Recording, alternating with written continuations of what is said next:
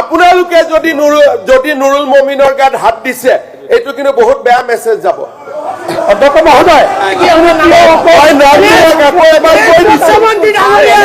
ভাবুকি দিছে স্যার সদনত কিয় আমি বাজেদ আলী চৌধুৰী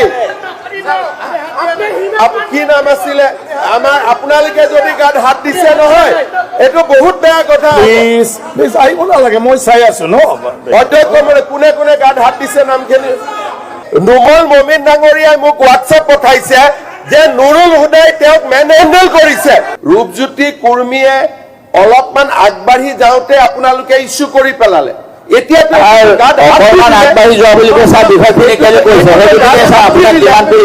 চাহ জনজাতিৰ লোক এইবিলাকক টাৰ্গেট কৰাৰ এটা চিষ্টেমেটিক বনাই লৈছে সকলে জনজাতীয় লোক চাহ জনজাতিৰ লোক এইবিলাকক টাৰ্গেট কৰাৰ এটা চিষ্টেমেটিক বনাই লৈছে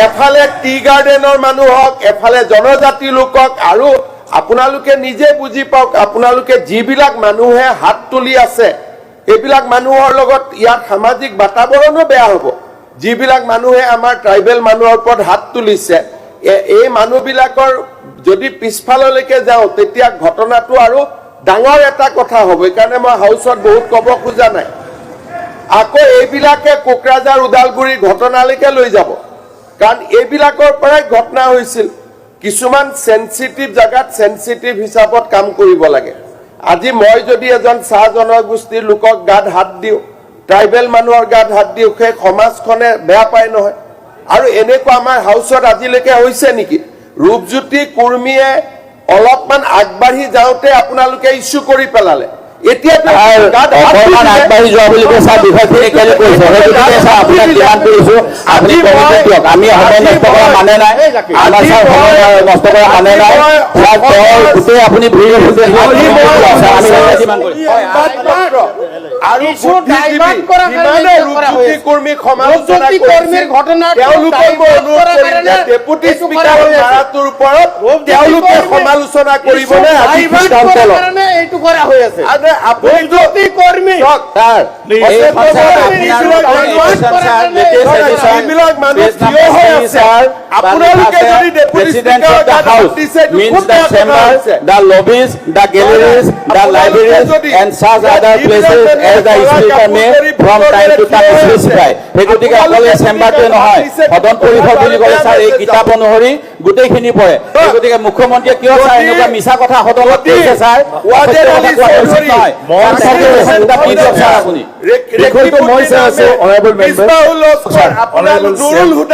আপোনালোকে যদি নুৰুল মমিনৰ গাত হাত দিছে এইটো কিন্তু বহুত বেয়া মেছেজ যাব অধ্যক্ষ মহোদয়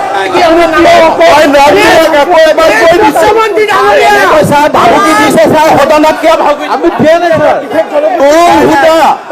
বাজেদ আলী চৌধুৰী কি নাম আছিলে আমাৰ আপোনালোকে যদি গাত হাত দিছে নহয় এইটো বহুত বেয়া কথা প্লিজ আহিব নালাগে মই চাই আছো ন অধ্যক্ষ মানে কোনে কোনে গাত হাত দিছে নামখিনি নুৰুল হুদা ডাঙৰীয়াই চাওক বিষয়টো উত্থাপন হৈছে সদনত আপোনালোকে সদনত বহি আছে এইটো বহুত বেয়া কথা হৈছে বিষয়টো উত্থাপন হৈছে কলা কাপোৰ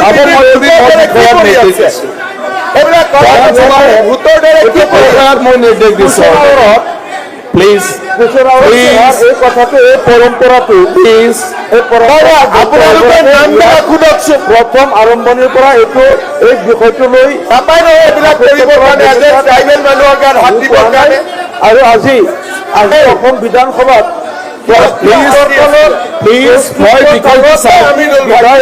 নিৰাপত্তা বিষয় কৰিবলৈ প্ৰশ্নোত্তৰ কালত আমি নুৰুল হুদাক সদনৰ পৰা বহিষ্কাৰ কৰিব লাগে গতিকে এই কথাটো নুৰুল হুদাক সদনৰ পৰা বহিষ্কাৰ কৰিব লাগে উঠিবাহি গৈ আছে মই চাই আছো মই নিজৰ নিৰাপত্তাৰ কাৰণে নিজৰ ডেপুটি স্পিকাৰৰ কালি যদি আপোনাক হাত তুলি দিয়ে অধ্যক্ষ মহোদয় কালি যদি আপোনালোকে চিচিটিভি কেমেৰা চাওক সদনৰ ইমান মূল্যৱান এইটো সময় ভাল কথা হোৱা নাই নহয়। আজি বিধায়কৰ আপোনালোকে আপোনালোকৰ চিটত যাওকচোন।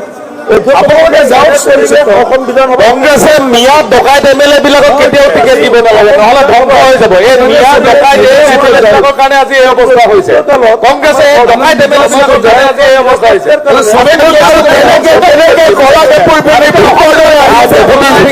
মেছেজ দিছে, মেছেজ পঢ়ি তেখেতে ওলাই গৈছে। সেই গতিকে আপুনি মোবাইলত কাম কি মেছেজ আহিছে লাগি আছে, চেক কৰক। কি হৈছে মোক চাবলৈ দি আছে। মুখ্যমন্ত্ৰী এজন হৈছে নাম লৈছে, নাম কেনেকে ল'ব পাৰে ছাৰ? চিৰিয়াছলি তদন্ত হৈছে নেকি ছাৰ? মেছেজ দিছে অঞ্চলৰ পৰা আহি পেলাই ডকাইতি কৰা MLA আজি আহিবই নালাগে। MLA বিলাক আহিব নালাগে। অসমৰ কাৰণে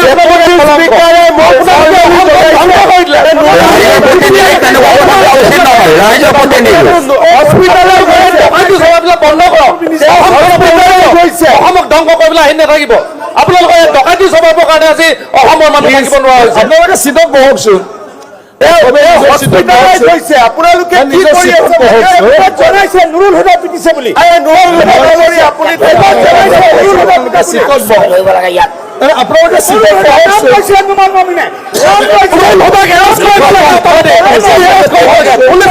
কৰিব লাগে।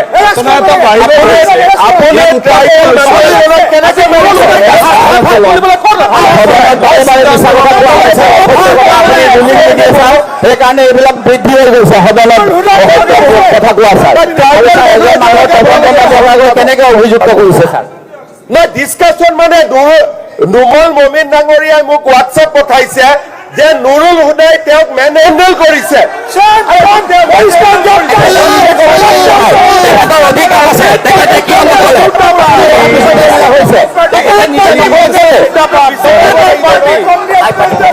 আজি ডকাইতৰ পাৰ্টি নেকি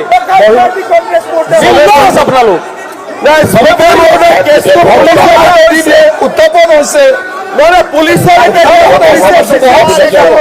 এজনৰ পিছত চিচিটিভি ৰাখিব। আপোনালোকে নিজৰ কথা ৰাখিব হ'ব লাগিব ছাৰ। আৰু বাহিৰত ঘটনা হৈছে, ঘটনা উত্থাপন হৈছে। ষ্টেটমেণ্ট বিচাৰি অধ্যক্ষ মহোদয়, বিৰোধী দলপতিয়ে ষ্টেটমেণ্ট দিয়ক যে মাৰপিট কৰা কথাটো সঁচা নে মিছা। আমি সদনৰ ভিতৰত ছবি আছো, গতিকে আপোনালোকে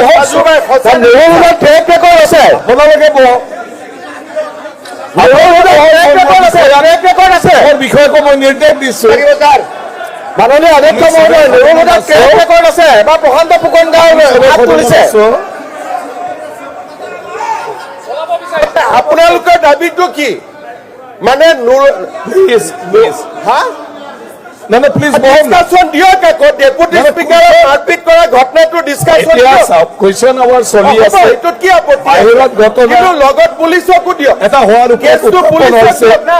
ইয়াৰ ওপৰত চব